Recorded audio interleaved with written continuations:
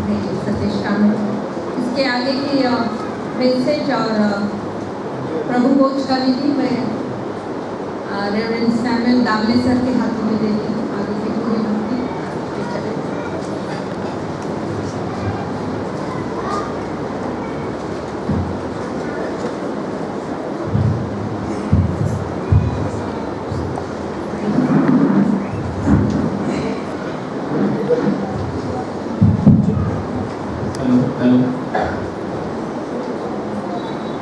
प्रभु यीशु मसीह के प्यारे मधुर नाम में आप सबों को सलाम। परमेश्वर के नाम को मैं धन्यवाद देना चाहता हूँ कि आज परमेश्वर ने आपके बीच में उपस्थित होने का यह अवसर मुझे दिया है। और जिस प्रकार से हमारे चर्च के सेक्रेटरी रेखा सिस्टर इन्होंने बताया कि हाल ही में जो अपनी बिशप कैबिनेट हुई उसके दौरान मुझे नांदेड़ चर्च भेजा गया है और हमारे रेवरेंड गिरीश पासाब जो है वो अमरनाथ चर्च यहाँ पर वो गए हैं। तो मैं परमेश्वर के नाम को इसलिए धन्यवाद देता हूँ कि आपके बीच में आकर विशेष रूप से आपकी कलीसिया में सेवा कार्य करने का अवसर प्रभु परमेश्वर ने इस आने वाले दिनों में मुझे दिया है। और मैं आशा करता हूँ कि आपके बीच में जो सेवकाई परमेश्वर मुझे देने जा रहा है, ये सेवकाई परमेश्वर आशीषित करेगा। ये सेवकाई परमेश्वर हमारे कलीसिया के उन्नति के लिए लाभदायक करे और परमेश्वर की महिमा हमारे कलीसिया के द्वारा हो, ये परमेश्वर से मेरी इस समय विनती है। हमारे कलीसिया के pastor committee, pastor conference members और सभी छोटे से लेके बुजुर्ग जो हमारे सभी प्रियजन हैं, सबों का मैं यहाँ पर फिर एक बार धन्यवाद देता हूँ कि मैं आपके बीच में परमेश्वर की सेवा कर सकूँ, इसलिए प्रभु ने मुझे आपके बीच में लाया है।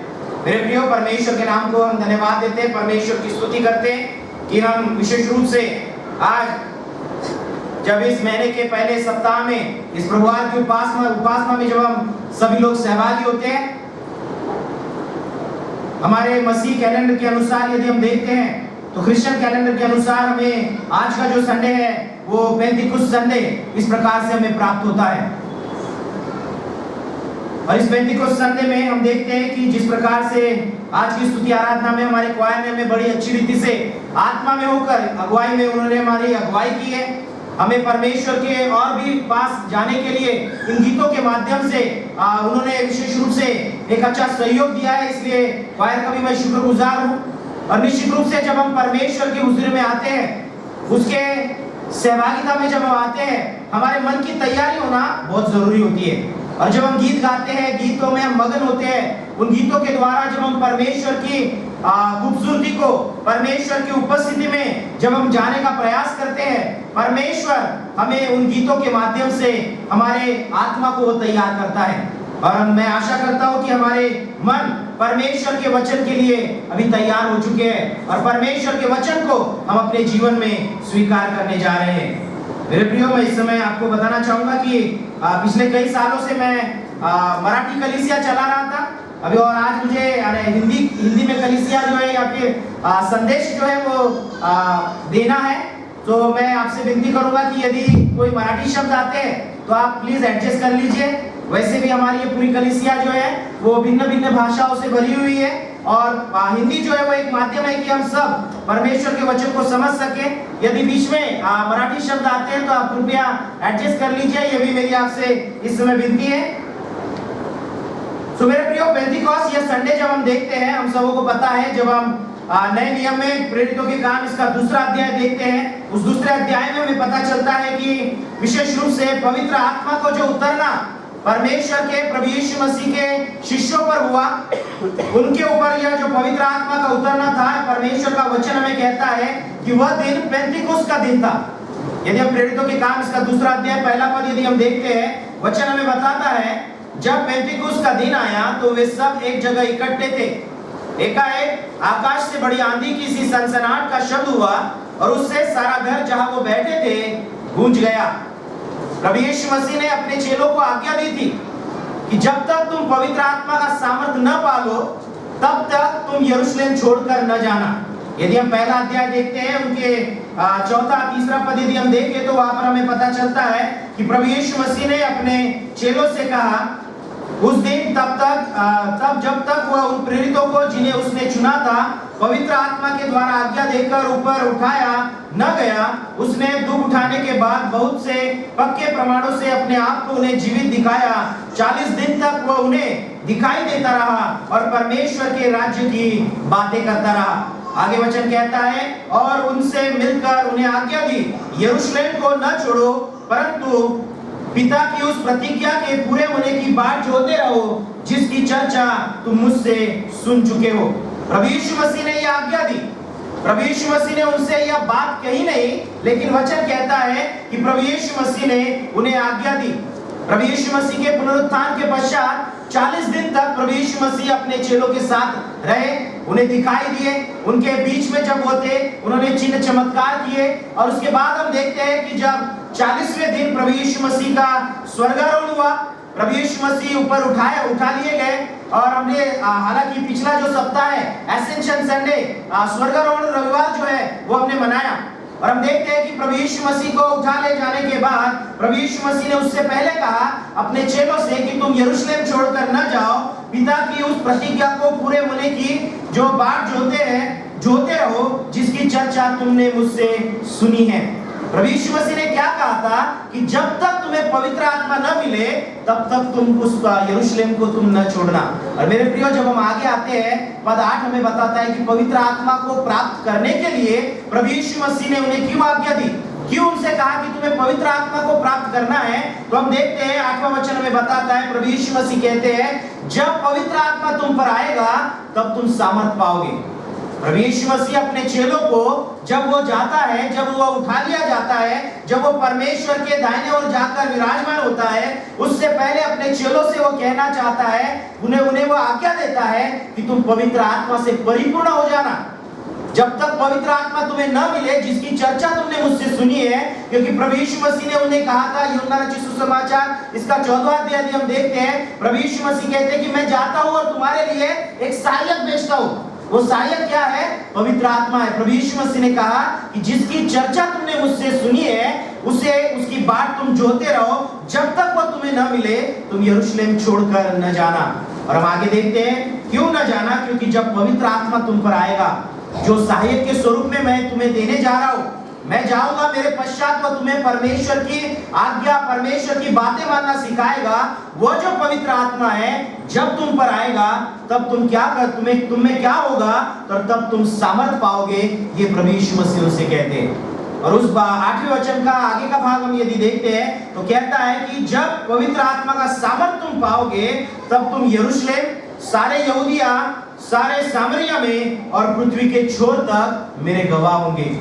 प्रभु यीशु मसीह ने दी हुई जो मुख्य आज्ञा है, मेरे प्रियो, हमें मालूम है प्रभु यीशु मसीह ने कहा कि जाओ और सारी सृष्टि को सुसमाचार सुनाओ।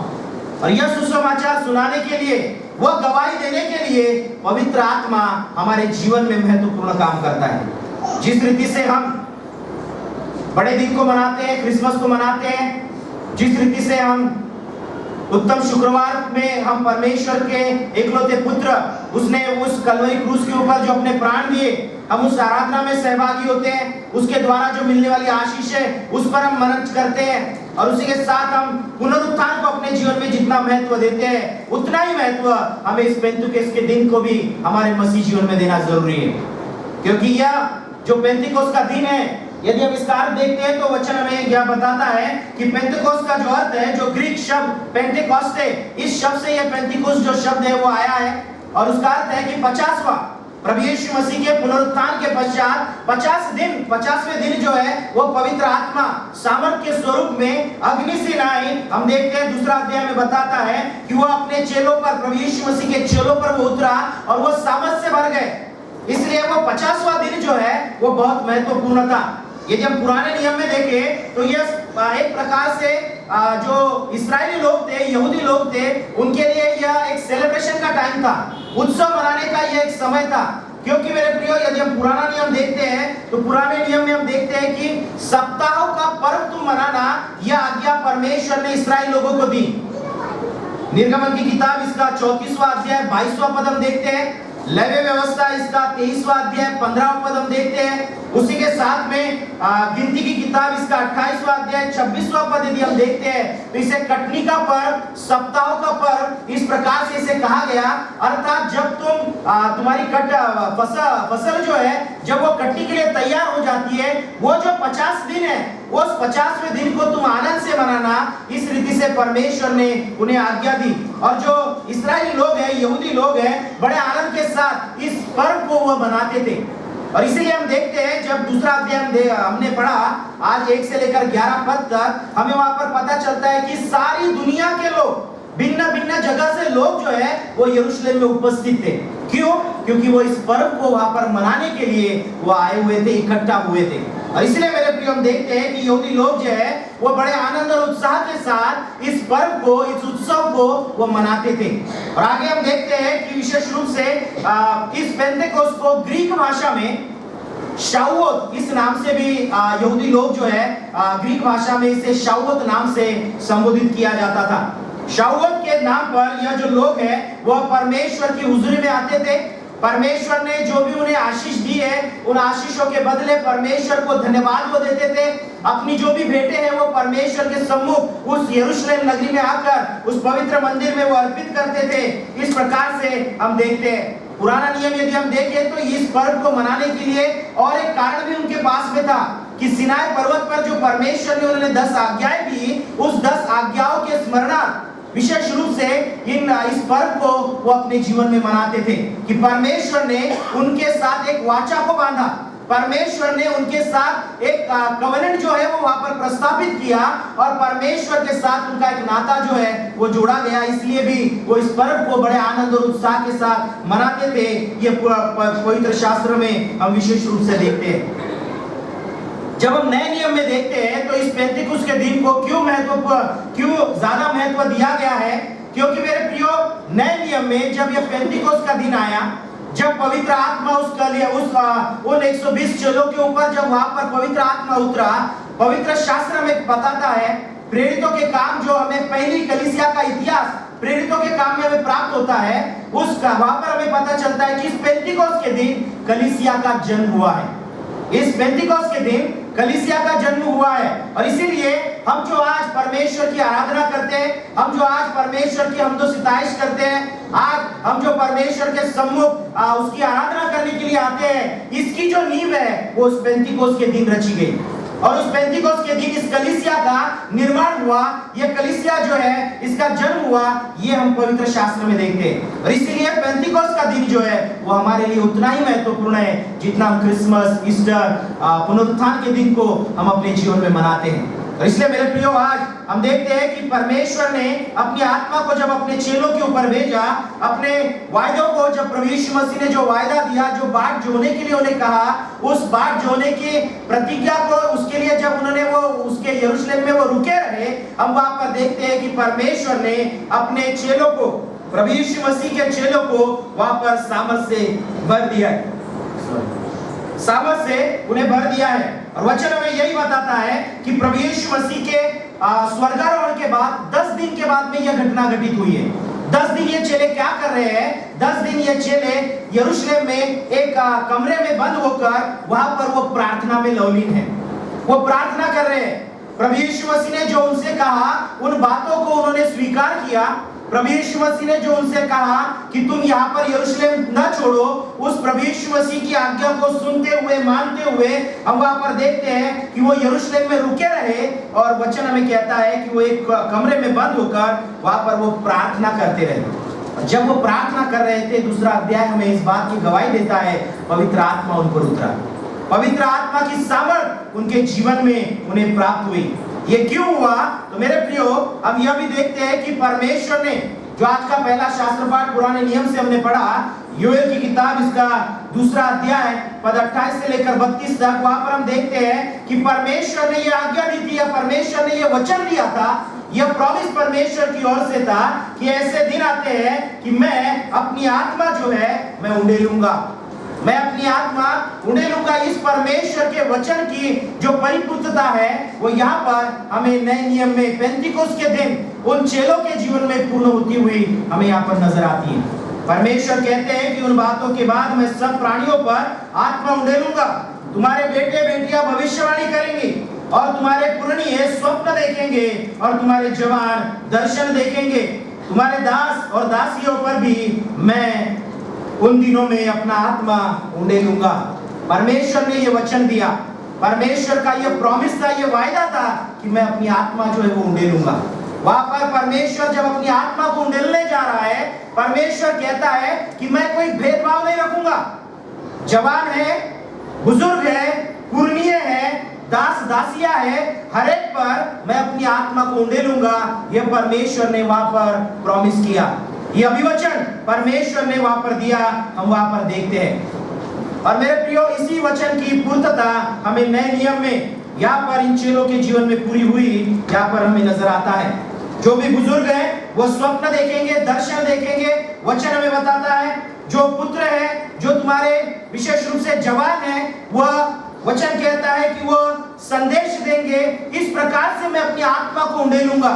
और जब यह परमेश्वर की आत्मा इन चेलों पर उतरी है, मेरे प्रियो, वचन हमें कहता है कि वो अन्य अन्य भाषा में बोलने लगे, अन्य अन्य भाषा में वो बोलने लगे। यहाँ पर इस अन्य अन्य भाषा का यदि अर्थ हम देखना चाहे तो वो क्या कर रहे हैं, परमेश्वर की गवाही वहां पर दे रहे हैं। क्योंकि वचन कहता है कि इस पेंतिकोस्त का पर्व मनाने के लिए सारे जगत से वहां पर लोग उपस्थित थे।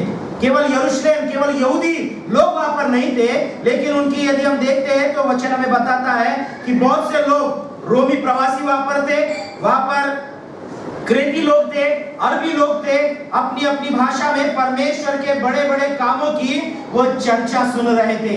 एक ही प्रांत से नहीं, अलग अलग प्रांत से वहां पर लोग आकर उस पर्व में सहभागी हुए थे।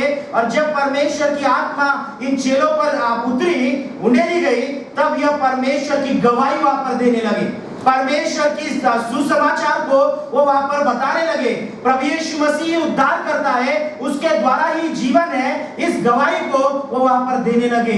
मेरे प्रियो, इन अन्य अन्य भाषाओं का मतलब यहाँ पर में यह प्राप्त होता है कि जब परमेश्वर की आत्मा हम पर आती है, हमारे साथ कोई भी हो, शायद वो हम उसे न जानने वाले हो, शायद हम उसकी भाषा न जानने वाले हो, लेकिन जब पवित्र आत्मा हम पर आता है, परमेश्वर की गवाही यदि हमें देनी है, परमेश्वर का सुसमाचार यदि हमें सुनाना है, परमेश्वर की आत्मा हमें वो सामर्थ्य देती है कि जिसे यीशु के बारे में मालूम नहीं है, उन्हें हम यीशु के बारे में बता सकें। यीशु की गवाही हमारे जीवन से प्रकट हो, इसलिए पवित्र आत्मा की सामर्थ्य जो है वो उन चेलों को वहां पर प्राप्त हुई।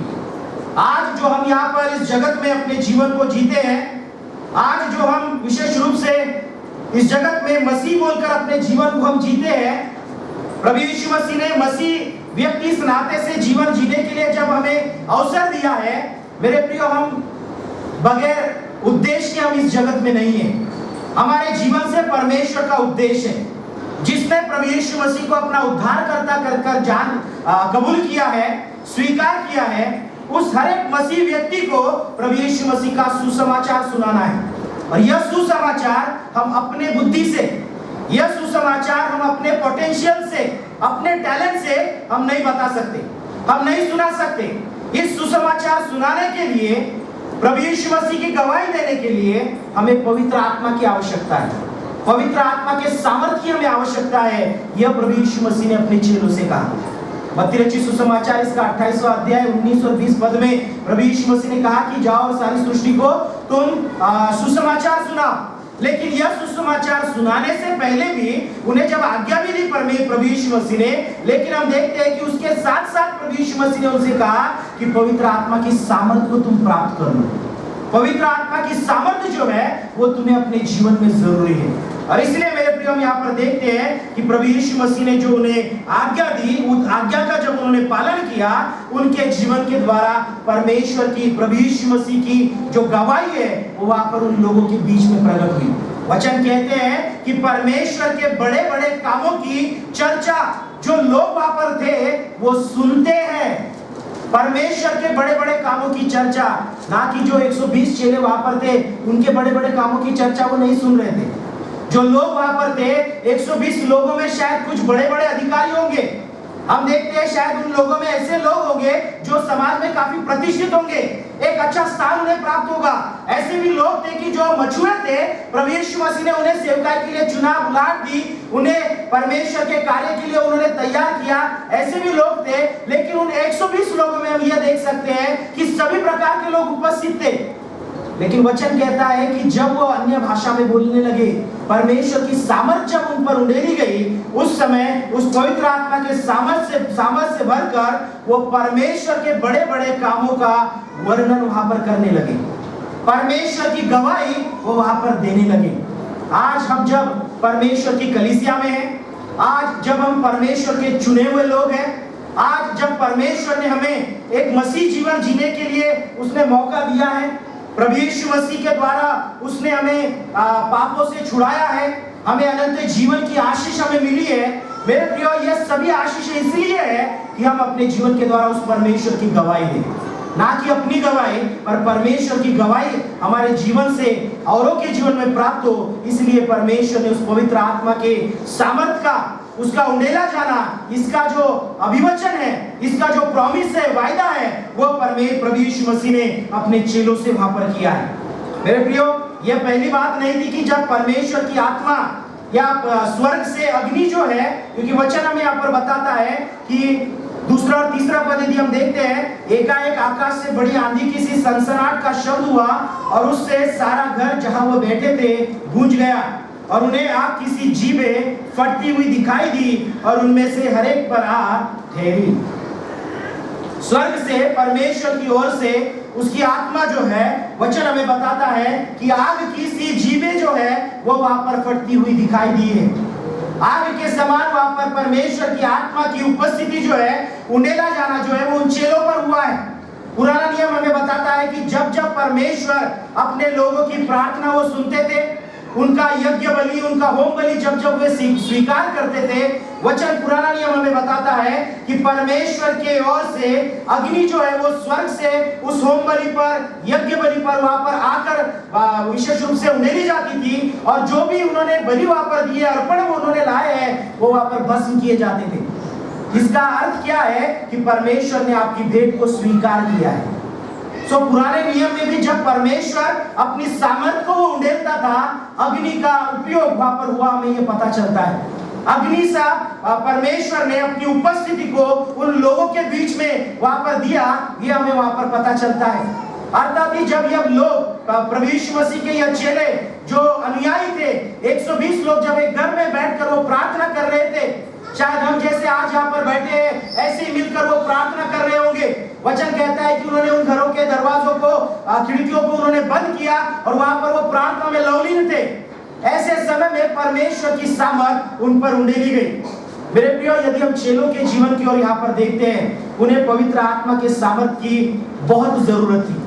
पवित्र आत्मा के सामर्थ से वो भरे जाए, पवित्र आत्मा उन पर उंडेला जाए, ये उनके लिए बहुत जरूरी था। मैं ये क्यों कह रहा हूँ मेरे प्रियो, वहां पर दरवाजे बंद करते हुए, खिड़कियों को बंद करते हुए, उस कमरे में अपने आप को बंद कर वो प्रार्थना कर रहे थे। केवल इसीलिए ही नहीं, ये एक रीजन था कि प्रभु यीशु मसीह ने उन्हें आज्ञा दी कि यरूशलेम छोड़कर न जाना। प्रभु यीशु मसीह ने उनसे यह न कहा कि तुम दरवाजे और खिड़कियां बंद कर प्रार्थना करते रहो। प्रभु यीशु मसीह ने कहा कि तुम यरूशलेम छोड़कर न जाना।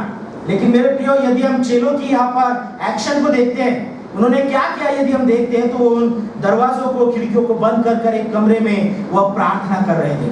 प्रार्थना करना ये अच्छी बात है, हम कहेंगे ये कोई बुरी बात नहीं है। प्रार्थना के द्वारा वो परमेश्वर से सामर्थ, पर प्रभु यीशु मसीह ने जो उन्हें अभिवचन दिया, प्रॉमिस दिया है, उस पवित्र आत्मा को प्राप्त करने के लिए वो प्रार्थना कर रहे थे। लेकिन मेरे प्रियो, दूसरी बात यदि हम वहां पर विशेष रूप से देखते हैं, उस परिस्थिति का यदि हम अध्ययन करते हैं, तो हमें यह पता चलती है कि डर के मारे वो वहां पर दरवाजों और खिड़कियों को बंद कर प्रार्थना कर रहे थे, क्योंकि वह भयभीत हो चुके थे। प्रभु यीशु मसीह जो उनके साथ न था, अभी यहाँ से आगे वो कैसे रहेंगे? क्योंकि 3 से 3.5 साल वो प्रभु यीशु मसीह के साथ थे। प्रभु यीशु मसीह के साथ हम वहां पर देखते हैं कि वह उस सेवा कार्य के लिए वो तैयार हुए, और अभी एक अचानक से उनके लिए यह बात स्वीकार करना विशेष रूप से मुमकिन नहीं था कि प्रभु यीशु मसीह अभी हमारे साथ नहीं है। प्रभु यीशु मसीह हमारा जो लीडर था, हमारा जो अगुवा था, वो हमारे साथ नहीं है। अभी हम क्या करेंगे?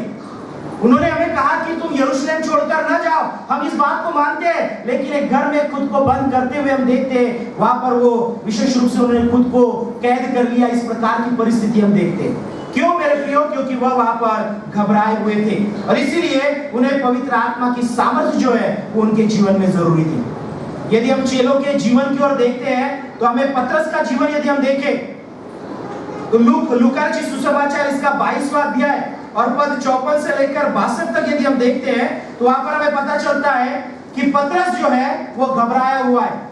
प्रभु यीशु मसीह को जब पकड़वाए गए, प्रभु यीशु मसीह को जब भिन्न भिन्न जगह पर जब उसके ऊपर विशेष रूप से अलग अलग लोगों के सामने उसे दंड हो, उसे शिक्षा हो, उसे मृत्यु की शिक्षा हो, उस कलवरी क्रूस के ऊपर का मरण उसे प्राप्त हो, इसलिए जब उसे जगह जगह पर ले जाया गया, पतरस प्रभु यीशु मसीह के पीछे था और उसे पूछा गया कि उन्हीं प्रभु यीशु मसीह के ही चेलों में से तू एक है? उसने कहा नहीं।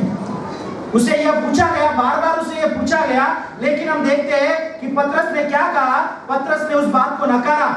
उसने कहा कि नहीं, मैं प्रभु यीशु मसीह को जानता ही नहीं, मैं उनमें से नहीं हूं। यह बात हम वहां पर देखते हैं। क्यों पतरस ने ऐसा किया? क्योंकि वो घबरा गया था। जो प्रभु यीशु मसीह के साथ हो रहा था उस चीज को देखते हुए, जो उसका विशेष रूप से जो गुरु था, जो जिसके मार्गों पर वो चल रहा था, जिसके पीछे वो चल रहा था, अपना सब कुछ छोड़कर जो यीशु के पीछे वो हो लिया था, उस यीशु को जब पकड़वाया गया, उसे अलग अलग जगह पर जब ले जाया गया, उसे सताया गया, मेरे प्रियो हम देखते हैं कि वो क्या हुआ? वो घबरा गया। वो घबरा गया। ये चेलों की परिस्थिति है। केवल पतरस के बारे में हमें यहाँ पर पता चलता है, लेकिन और भी जो चेले थे वो घबरा गए थे। आगे यदि हम देखते हैं यूहन्ना रचित सुसमाचार इसका 20वां अध्याय और पद 24 से लेकर 29 तक यदि हम देखते हैं, वहां पर हमें थोमा के बारे में पता चलता है।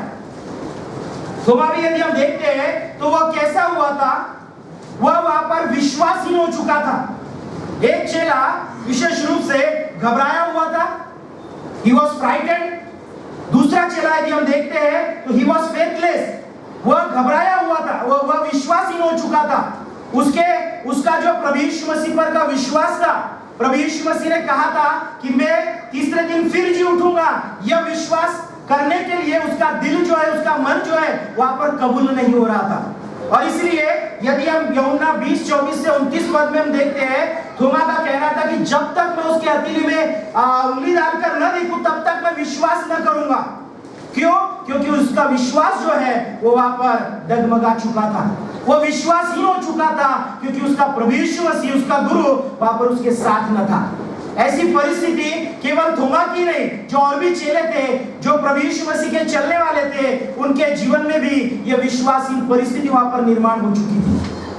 तीसरा चेला यदि हम देखें या फिर तीसरी परिस्थिति हम देखें तो हमें पता चलता है लूका रचित सुसमाचार इसका 24वां अध्याय पद 36 से लेकर 43 तक यदि हम देखते हैं तो वहां पर भी हमें पता चलता है जो और भी चेले हैं, जो प्रभु यीशु मसीह को वहां पर पकड़वाए जाने के बाद उस कलवरी क्रूस की मृत्यु जब प्रभु यीशु मसीह ने वहां पर सह ली, स्वीकार की, उसके पश्चात यदि हम देखते हैं तो कुछ चेले जो है वो दिशाहीन हो चुके थे।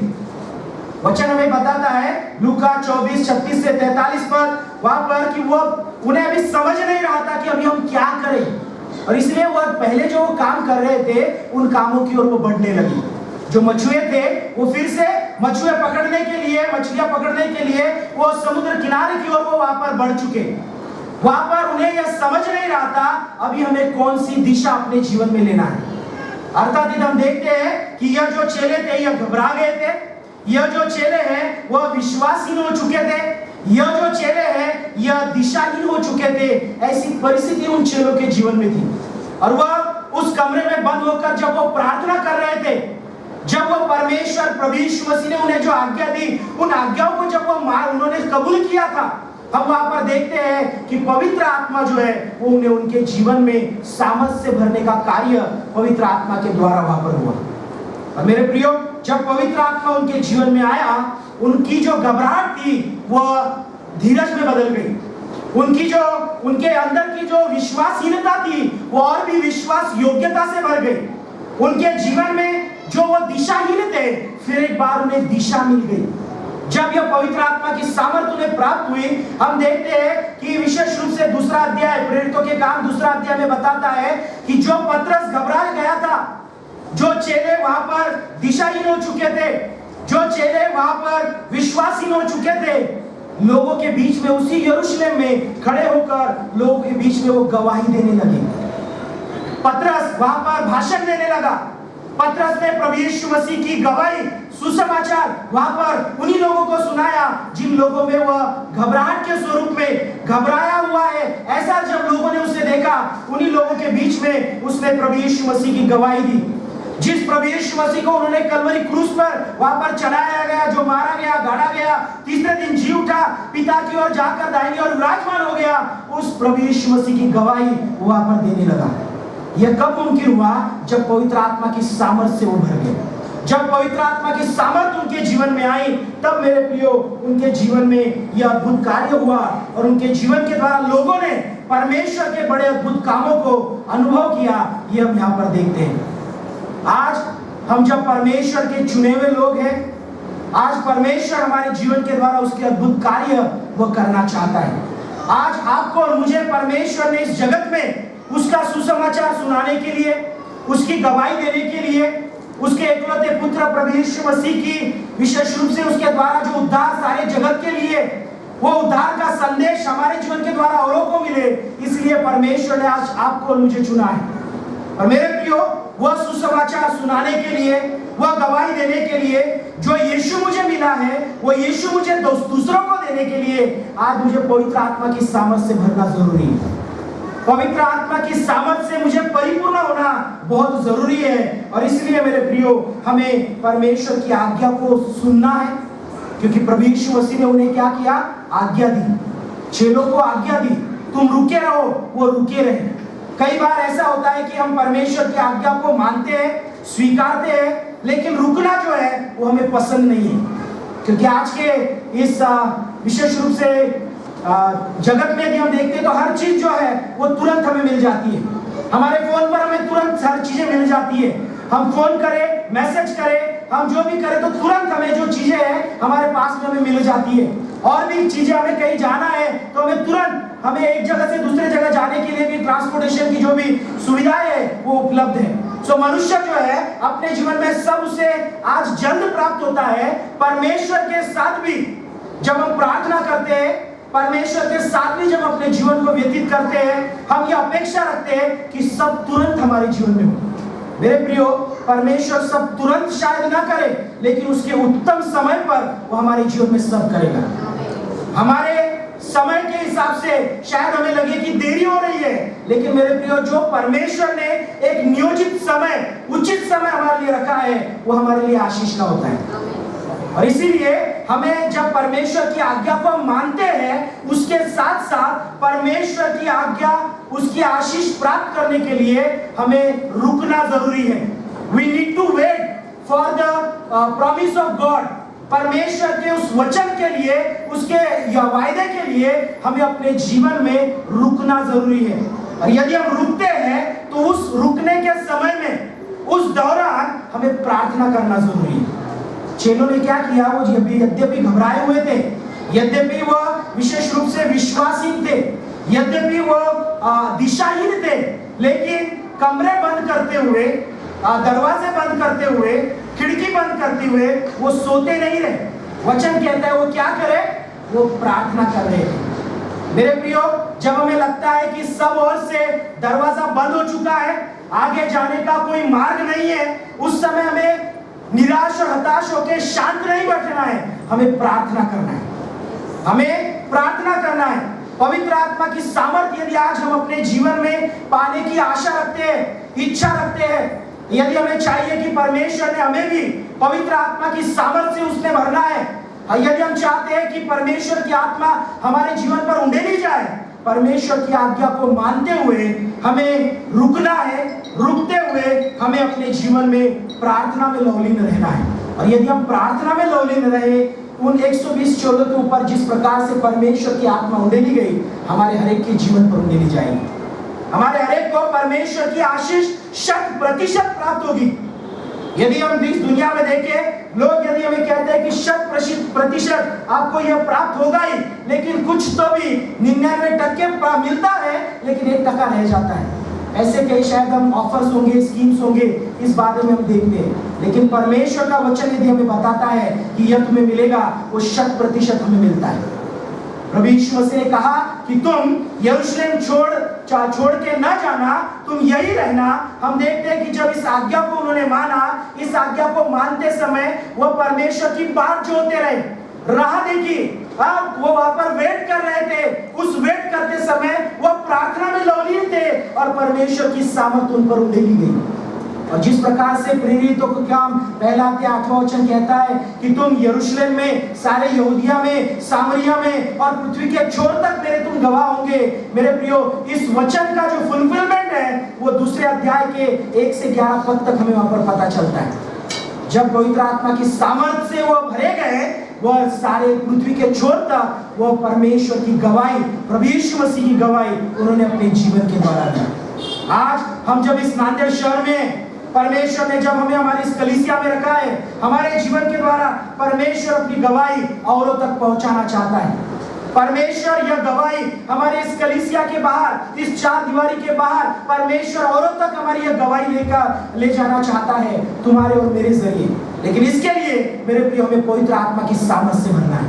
पवित्र आत्मा की सामर्थ से भरते हुए हमें विशेष रूप से वो अभिषेक प्राप्त करना है कि हम जब बाहर जाए, लोग जब हमें देखें, लोग जब हमें सुने, लोग जब हमें हमारे जीवन को ऑब्जर्व करें, तब उन्हें परमेश्वर की गवाही, प्रभु यीशु मसीह की गवाही हमारे जीवन के द्वारा मिले। हम उठे, हम चलते रहे, हम बैठे रहे, हम सोए रहे, हम लोगों से वार्तालाप करते रहे, व्यवहार करते रहे, जो भी हम करें, हमारे उसके हर एक कृति के द्वारा, हर एक एक्शन के द्वारा परमेश्वर की जो गवाही है वो औरों को प्राप्त होगी। लेकिन इसके लिए पवित्र आत्मा की सामर्थ बेहद जरूरी है। और यदि पवित्र आत्मा की सामर्थ चाहिए तो परमेश्वर की आज्ञा को मानिए, परमेश्वर के साथ में अपने जीवन व्यतीत करते समय उसकी बात जो है राह देखिए, परमेश्वर से प्रार्थना करते रहिए। आशीष है हम सबों के लिए, आशीष है हम सबों के लिए, हमारे व्यक्तिगत जीवन के लिए, हमारे परिवार के लिए, हमारे पति पत्नी के रिश्तों के लिए है, हमारे पति पत्नी या माँ बाप और बच्चों के रिश्ते के लिए है, हमारे कलीसिया के लिए।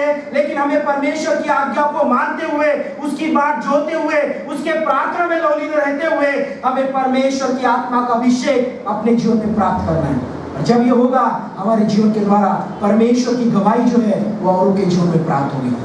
तो मैं इस समय विशेष रूप से आशा करता हूँ, आज इस पेंतिकोस्त के दिन परमेश्वर ने जब हमें इस आराधना में सम्मिलित होने का अवसर दिया है, उसके वचन पर मनन चिंतन करने का यह अवसर परमेश्वर ने हमें दिया है। मेरे प्रियो, वो पवित्र आत्मा की सामर्थ हम में से हर एक को प्राप्त हो, पवित्र आत्मा का अभिषेक हम में से हर एक पर उंडेला जाए और परमेश्वर की गवाही देने के लिए, प्रभु यीशु मसीह का सुसमाचार सुनाने के लिए परमेश्वर आने वाले दिनों में हम सबों का वो उपयोग कर ले।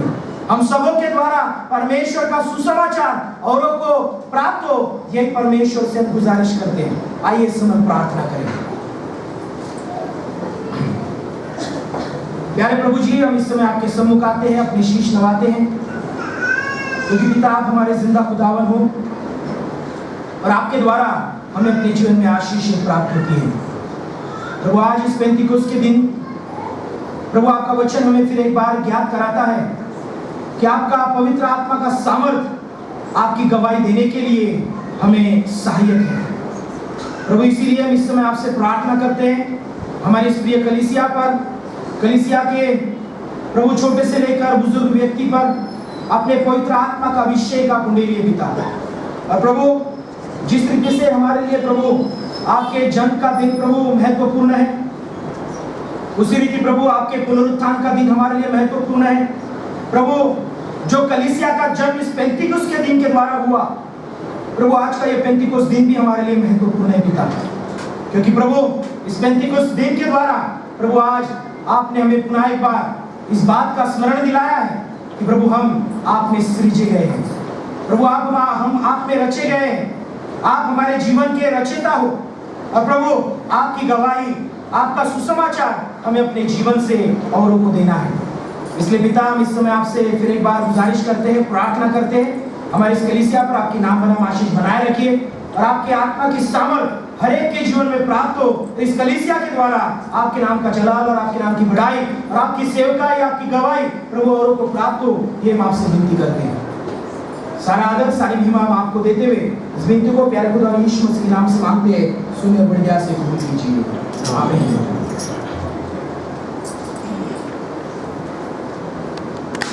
प्रभु के नाम को धन्यवाद देते हैं, परमेश्वर की स्तुति करते हैं। वचनों के द्वारा प्रभु ने हमें आशीषित किया है, इसलिए परमेश्वर के नाम को धन्यवाद हो।